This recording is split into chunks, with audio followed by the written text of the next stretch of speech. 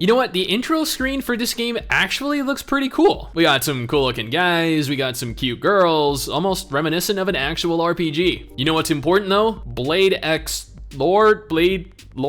I honestly have no idea if the X is actually silent in this name. I'm gonna go ahead and assume that it is here. But anyway, this game was just recently released, and it shares the very same director of Last Cloudia, a game that I actually had some fun in a while ago. After sitting through a lengthy download, you're greeted by a beautiful cutscene featuring the main character, Ride, one of the most generic characters you will ever come across, along with his hot best friend, Meryl, and his mentor, his brother? I don't know, generic, stronger, older guy character. We do battle with this giant, demonic, glowing blue dragon. Ride loses control, goes Super Saiyan, kills the dragon, then we lose consciousness, only to wake up and find that Meryl, being the good waifu she is, remained by our side. Hashtag best waifu. Fast forward, we see Heath Bell, who is the generic, stronger, older guy character, being beat up by an interestingly equipped knight in glowing blue armor. Does this seem at all reminiscent of any other character we have seen introduced in the game thus far?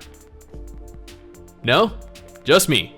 Okay. We're forced to then flee the kingdom after getting our butts kicked, and thus begins our journey. That took literally 20 minutes or more to get through, I kid you not. The sheer amount of text, half of which you're unable to skip, is actually ridiculous. There is so much story found within this game, so much more than I had ever anticipated from a mobile game, and I've played my fair share of them. Thankfully, eventually I got to actually begin the game, and for the most part, it's pretty generic. You have your overworld, you navigate to each different zone, with each zone having their own selection of chapters, which are in essence just 3-stage fights. You progress through them until it triggers a scene that moves along the story, and then subsequently moves along to the next zone with its own selection of characters and chapters. Interestingly, in the time I played, I never actually encountered any other recruitable characters. Sure, at the beginning of the game, I managed to recruit one, and I know you can recruit them via the summon system, but I was surprised that I never found any story-related characters to recruit within that time. Thankfully, considering there is a lot of story, it's all completely voice acted in Japanese. It sounds like you're playing through a mobile anime series. The combat is also more intuitive than what I'm used to in these kinds of games. While there is an auto feature, and while I did enable it, if you opt to play it manually, it has you make use of field positioning to flank for critical damage,